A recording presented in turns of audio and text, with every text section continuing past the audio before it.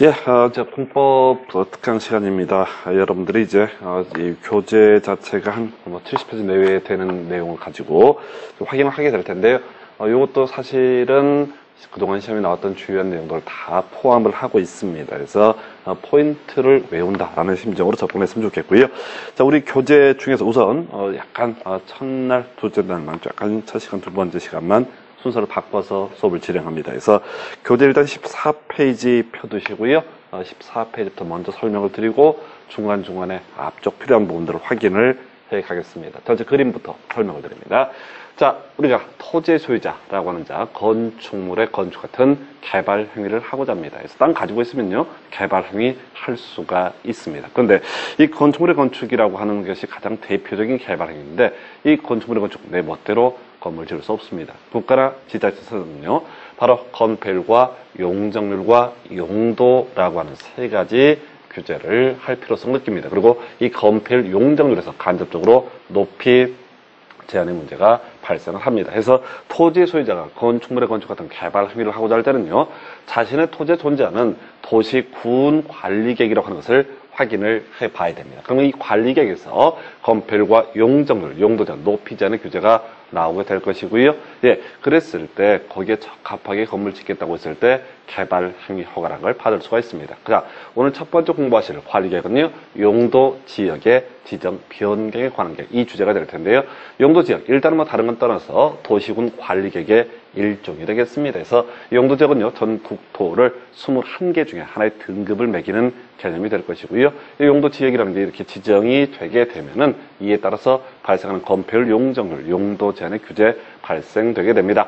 자, 용도 지역이요, 21개 중 하나의 등급을 매기는 개념인데, 절차는요, 기초조사, 공고열람, 지방의회 의견 청취 거쳐서 입안하고요, 협의와 심의를 거쳐서 결정 고시를 한다. 이게 이제 기본적인 소위 이름하여 도시군 관리계획 입안 결정 절차라고 설명을 드립니다. 자, 용도 지역 자체가 관리계획이니까 절차 지정할 때 또 변경할 때는 당연히 이런 절차를 거쳐야 돼요. 근데 뭐 이 절차 자체를 애써 외우려고 하실 필요는 없어요. 우리가 수업 진행하면서 저절로 암기가 되는 사안입니다. 그래서 그럼 이렇게 가는 거죠. 용도 지역이라고 하는 거 입안에서 결정하는 과정을 통해서 결정 고시를 하게 되면 건폐율 등의 규제가 나오게 될 테고요. 토지의 소유자가 건축물의 건축 같은 개발 행위를 하고자 할 때는 어떻게 한다고요?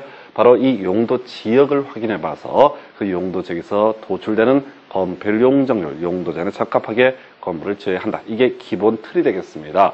자, 한편 이 도시군 관리계획, 용도 지역 하나만 있으면 참 편할 것 같은데요. 여러 가지 이유가 있어서 몇 가지의 관리계획이 더 존재합니다. 이것들 간의 관계를 따지게 되면요, 이런 구조야 토지라고 하는 게 있습니다. 일단 21개 중에 오직 하나의 용도 지역을 갖게 됩니다. 그래서 요거 하나만 있으면 토지의 소유자는 용도 지역에 따라서 이 기준에 맞춰서 건물 지으면 허가를 받을 수가 있게 되는데, 국가지자체 입장에서요, 이 기존에 있는 건폐율, 용적률, 용도 제한 혹은 높이 제한 규제를 바꿔주고 싶을 때는요, 가장 일반적인 방법이 용도 지역을 21개 중에 다른 하나로 어떤 절차? 도시군 관리계획 입안 결정 과정을 통해서 바꿔주면 됩니다. 이게 가장 기본적인 골격이 되겠습니다.